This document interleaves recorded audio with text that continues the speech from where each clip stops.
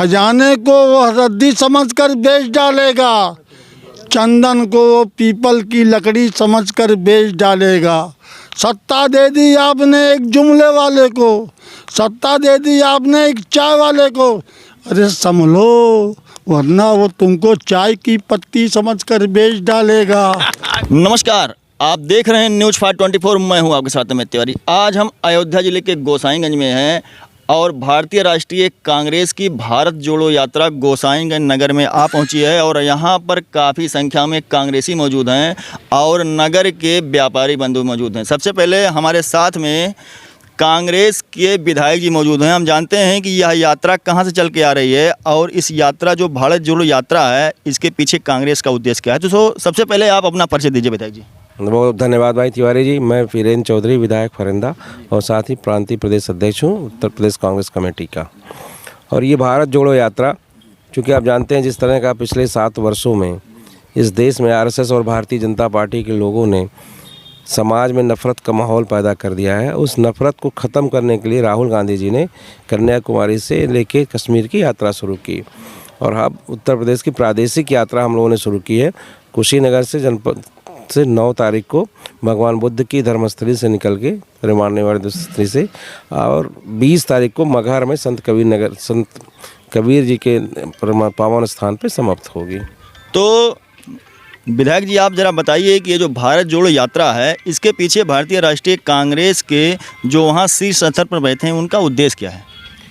हमने आपसे बताया कि उद्देश्य तो सिर्फ एक ही है कि जिस तरह का माहौल है इस देश में, इस प्रदेश में, और भाई भाई से लड़ रहा है, हिंदू मुसलमान से लड़ाया जा रहा है, जातियों को जातियों से लड़ा दिया जा रहा है, इन सब चीज़ों को लेके, और इस समय व्याप्त जो इस समय उत्तर प्रदेश में और प्रदेश में महंगाई है, बेरोज़गारी है, इन सबको जनता तक पहुंचाने के लिए ही कांग्रेस के लोग भारत जोड़ो यात्रा पे शुरू हैं।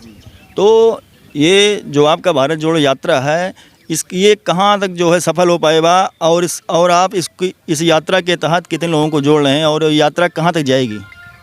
आप जान रहे हैं कि जैसा ही आपने देखा होगा कि जो आज ये भारत जोड़ो यात्रा राहुल जी देख रहे होंगे आप मीडिया के माध्यम से, मीडिया के बंधु हैं, आज एक जन आंदोलन का रूप ले लिया। आज वो संख्या नहीं, लोग देखिए कौन कौन से लोग पहुंच रहे हैं। किसी को भारत जोड़ो यात्रा में राहुल जी ने बुलाया नहीं है, लेकिन वो चाहे फिल्म जगत के लोग हों, चाहे क्रिकेट के खिलाड़ी हों, चाहे देश के नामी मशहूर लोग हों, सामाजिक संगठन चलाने वाले लोग हों, व्यापारी लोग हों, मजदूर हैं, किसान हैं, पीड़ित हैं, विकलांग हैं, ऐसे तमाम लोग नौकरी छोड़ के भारत जोड़ो यात्रा में जुड़ रहे हैं। तो आपको लग रहा होगा कि यह यात्रा दिलों पे राज कर रही, लोगों के दिलों को बदल रही है।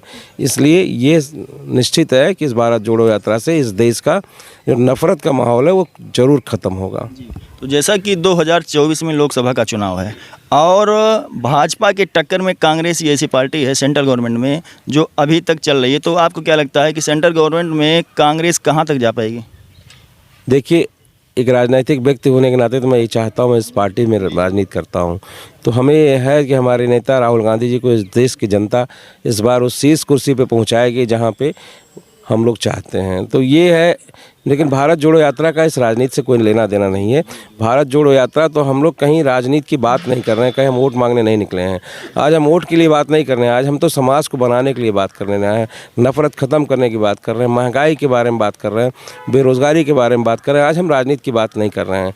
और आज 24 में जब होगा तो आप देखेंगे इस देश की जनता जिसने तमाम ऐसे परिवर्तन किए हैं, आपको लगेगा कि हाँ, इस देश की जनता ने परिवर्तन किया।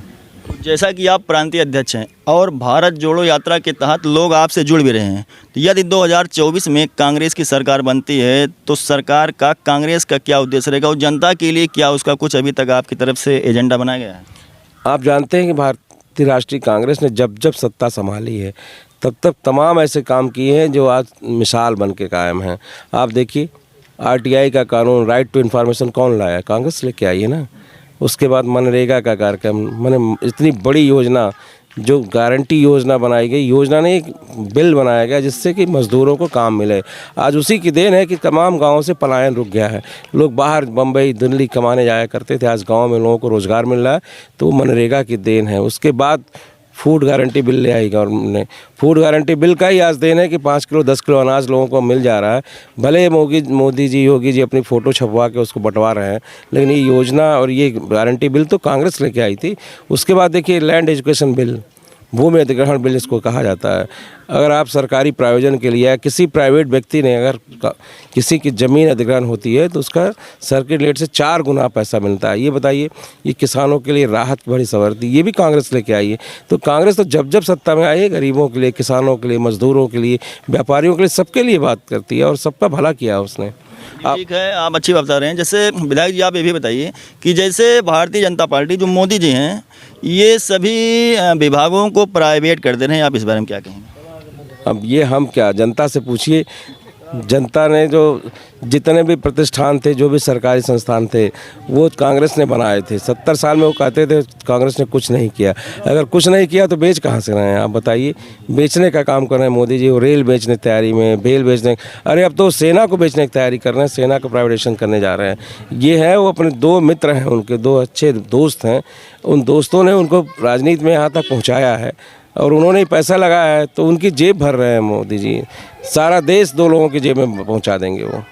तो जैसा कि आपको कहाँ कहाँ की जिम्मेदारी दी गई है, आपकी यात्रा अभी तक कहाँ तक जाएगी और कितने दिन अभी आपकी यात्रा चलेगी? अभी आज के बाद हम लोग आज फैजाबाद में हैं, कल बस्ती में रहेंगे, परसों संत कबीर नगर में रहेंगे, सिद्धार्थ नगर में रहेंगे, महाराजगंज रहेंगे, उसके बाद गोरखपुर और उसके बाद मगहर में समाप्त करेंगे। और ये यात्रा उसके बाद इन सभी कार्यकर्ताओं के साथ हम लोग राहुल गांधी जी की यात्रा जो जनवरी के 2-3 के आसपास दिल्ली से निकल के उत्तर प्रदेश में आ रही है, ये सारे यात्री हमारे साथ हैं, ये जाके राहुल जी की यात्रा में शामिल होंगे। ठीक है, बहुत बहुत धन्यवाद। मैं अमित तिवारी, न्यूज़ 524 अयोध्या।